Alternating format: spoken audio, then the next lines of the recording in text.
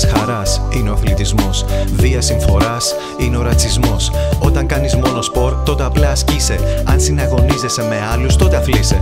Ίσως να μην βλάπτει η ατομικότητα, όμως δεν προσφέρει όσα η ομαδικότητα. Είναι οργανωμένος κοινωνικός θεσμός με πολλαπλά ωφέλη ο αθλητισμός.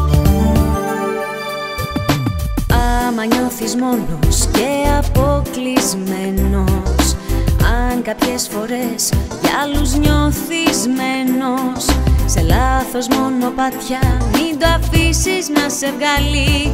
Κι ας κάνουν τα ίδια λάθη ακόμα κι οι μεγάλοι.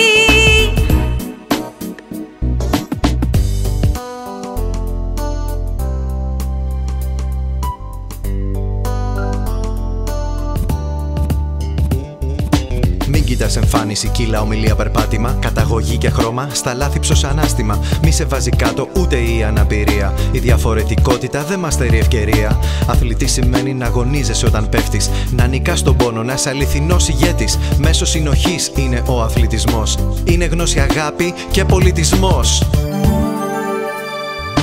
Εκ των όσου αθλήσου με δημιουργία, βρες μες στην ομάδα αγάπη και ευλογία.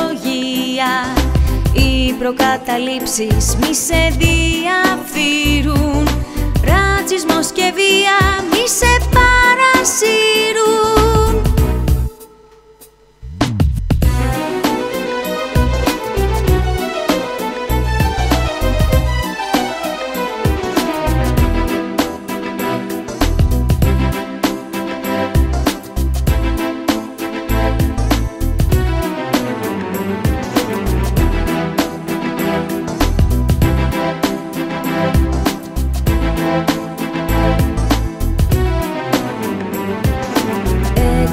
Σου αθλήσου με δημιουργία, βρες μες στην ομάδα αγάπη και ευλογία.